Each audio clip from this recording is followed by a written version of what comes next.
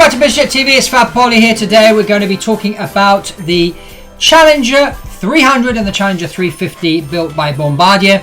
It's another great Canadian airplane. Before we get into it, if you haven't already subscribed to Biz Jet TV, I encourage you to subscribe to this channel all about business aviation, and share this video at the end of it. Like this video, give me a thumbs up at the end of it if you liked it, and if you want to comment below, give us any suggestions, please do so.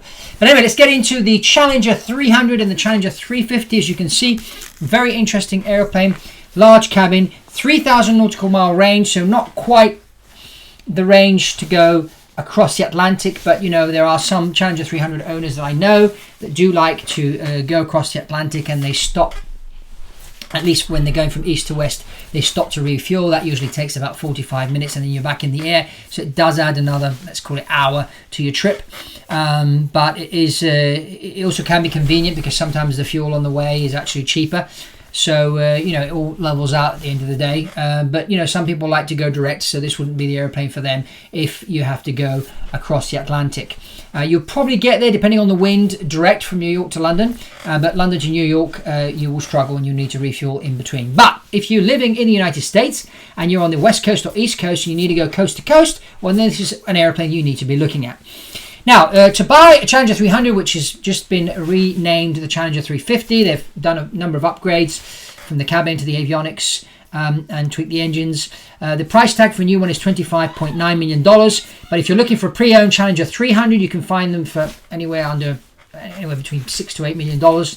Obviously, again, as I always say, when you're buying a much older airplane, make sure you calculate how much the maintenance is going to cost you, because obviously the maintenance costs are going to be higher on an older airplane than a newer one.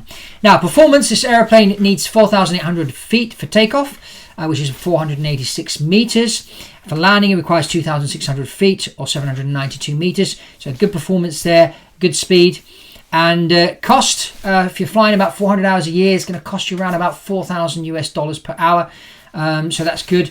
As I said, this airplane has a nice, decent sized cabin.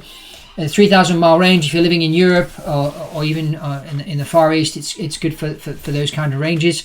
3,000 mile radius. And in the US, if you're going coast to coast, this is a great plane. You need to look at it. In fact, there's a number of charter operators that have ordered and operate this airplane. One that comes to mind is ExoJet. They use a Challenger 300. NetJets have ordered a number of Challenger 350s. So it's definitely an airplane to be looked at if you're thinking of buying an airplane that needs a 3,000 mile range. Well, that's all from me on this episode of Biz Jet TV. So I encourage you to subscribe to this channel, like, give us a thumbs up, and share this video. We want to get the subscribership up here, as I said in the previous episode. And that's all from Fab Poli at Biz Jet TV, and I'll see you on the next one.